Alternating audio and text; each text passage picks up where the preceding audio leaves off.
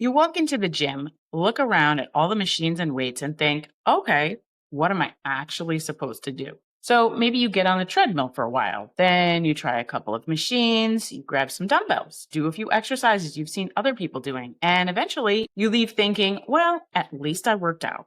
But then you keep doing that week after week, and you're not getting any stronger. Here's what I want you to know: you don't need to know everything about fitness to get stronger after 40. But what you do need is a simple plan, weights that actually challenge you, a way to track your progress, and enough recovery to keep doing it consistently. So in this video, I'm going to show you 4 things that may be keeping your strength training from working and exactly what to do instead. The first thing that's probably holding you back is going to the gym without a plan. And I completely understand why this happens. You walk into a gym and there are machines everywhere. There are dumbbells, cables, barbells, and everybody around you looks like they already know exactly what they're doing. So you think, "I'll just start somewhere." Maybe you do a machine for your legs. Then you see someone doing an exercise with dumbbells. So you try that. Then you move over to another machine because it's open. You may be working hard and you may even leave sweaty and tired, but being tired after workout doesn't necessarily mean you're following a plan that will make you stronger. What actually matters is having a group of exercises chosen for a reason and then repeating those exercises consistently enough that you can see whether you're improving. Think about it this way. If you did a completely different workout every time you went into the gym, how would you know you're getting stronger? You wouldn't have anything to compare. That's why I want you to keep this simple. Before you walk into the gym, you should know what exercises you're doing, how many sets and reps you're doing, and what weight you used last time you did them.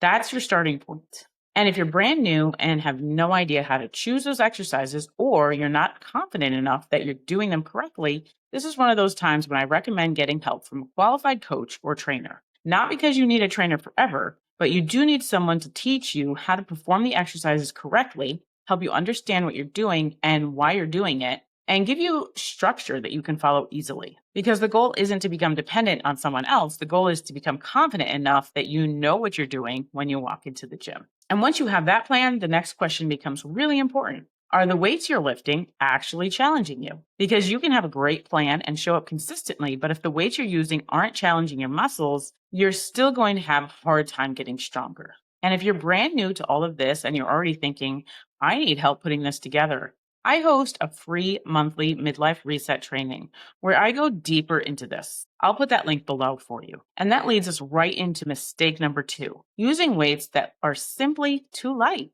This is really common, especially if you're new to strength training. A lot of women will grab the lighter dumbbells because they don't want to lift too heavy, or because nobody has ever explained what heavy enough actually is supposed to feel like.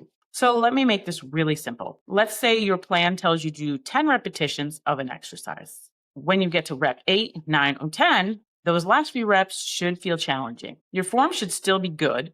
You should still be in control of the weight, but you should have to work to finish those last few reps. If you finish 10 reps and feel like you could easily have done 10 more, that's probably a sign it's time to use a heavier weight. And that doesn't mean you need to grab the heaviest dumbbell in the gym. It just means you choose a weight that's challenging for you. Because here's the part that I need you to understand. Your muscles need a reason to get stronger. If you keep asking them to do something that's already easy for them, there's not much reason for them to change. But when you gradually ask your muscles to do a little more and then give them time to recover, your body starts adapting to what you're asking it to do. That is how we build strength. And I've watched women surprise themselves with this. They'll start out convinced that they can't lift very much, and then with the right plan and consistency, they're increasing their weights and realizing, wait, I can actually do this? I've had clients who come into coaching lacking confidence and unsure what would actually work. And then over time, they weren't just getting stronger, they were becoming more confident in their workouts and what their bodies were capable of doing. And that's what I want for you. The goal isn't to lift the lightest weight possible, and it isn't to lift the heaviest weight possible. The goal is to lift the right weight for you and then get stronger from there. And if you're realizing right now that you've been going to the gym but still don't really know how all of this should fit together at this stage of life, that's exactly what I help you simplify in my free midlife reset training. I walk you through what actually matters with your training, nutrition, and habits so that you can stop guessing and start following a plan that makes sense for you. I'll put the registration link below this video. Now, once you're challenging yourself with the right weight, there's one more thing I need you to know. How do you know you're actually getting stronger? And that's where mistake number 3 comes in. You're not tracking your progress. Remember that plan we talked about at the beginning?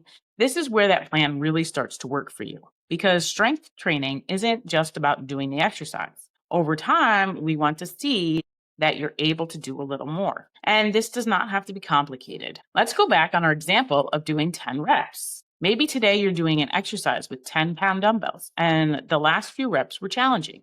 Great, write that down.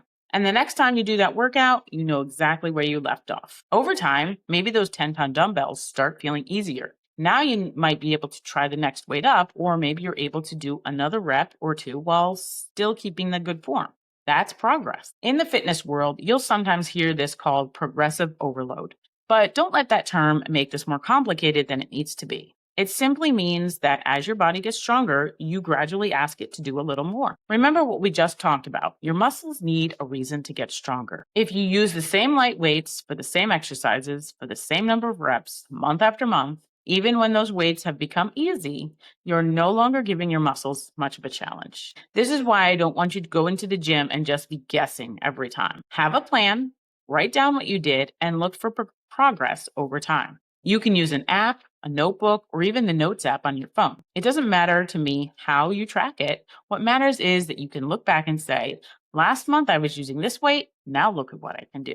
And I love that moment for women because the number on the dumbbell starts to mean something completely different. It's not just about a heavier weight. It's proof that you're becoming stronger and more capable. And that's what we're really after here. We're building strength that helps you keep doing the things you want to do as you get older. Traveling, carrying groceries, getting up and down off the floor with little difficulty, keeping up with your family, and staying active and independent as you age. But there's another side to getting stronger that women sometimes miss. Your muscles don't just need to be challenged. They also need to recover from that challenge. And that's what leads us into mistake number 4, thinking that more exercise automatically means better results. This is where I want you to stop thinking that getting stronger means spending an hour in the gym every day, because you don't. Remember what we've been building throughout this video. You have a plan. You're choosing weights that challenge you, and you're tracking your progress so that you can gradually get stronger. If you're doing those things well, you don't need to keep adding more and more exercise. For most women I work with, 3 well-planned strength workouts a week is a great place to start.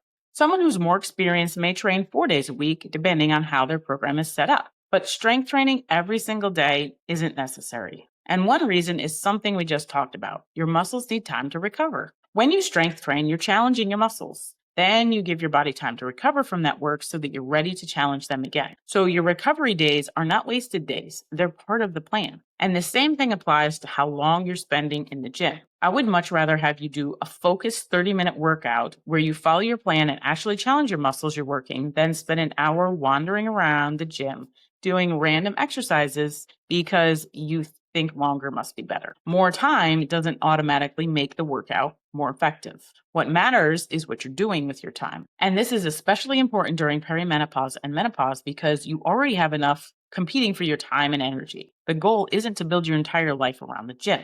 The goal is to use strength training to support the life that you want to keep living.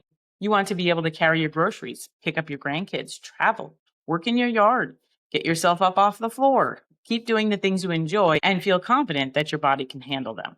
That is why strength matters. And when you put these 4 pieces together, strength training becomes a whole lot simpler. Have a plan. Use weights that challenge you, track your progress, and give your body time to recover. You don't need to know everything about fitness. You need to know what you're going to the gym to do and then do those few things consistently.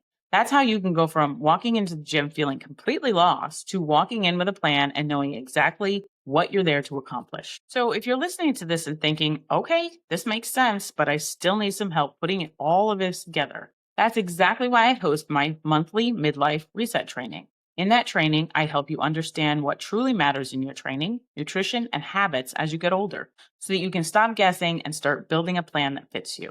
It's free to attend, and I'll put the registration link below this video. And here's what I really want you to take away from everything we've talked about today. You don't need to know everything about fitness to get strong after 40. You need a simple plan, weights that challenge you, a way to see that you're progressing, and enough recovery to keep doing it consistently. That's it. Strength training doesn't need to be complicated. And the more you understand what you're doing and why you're doing it, the more confident you're going to become when you walk into that gym. Eventually, instead of looking around thinking, what am I supposed to do? You walk in knowing exactly what you're there to accomplish. And that strength matters far beyond the gym. You're building a body that can continue to support you as you get older so that you can stay active, capable, independent, and able to keep doing the things that matter to you.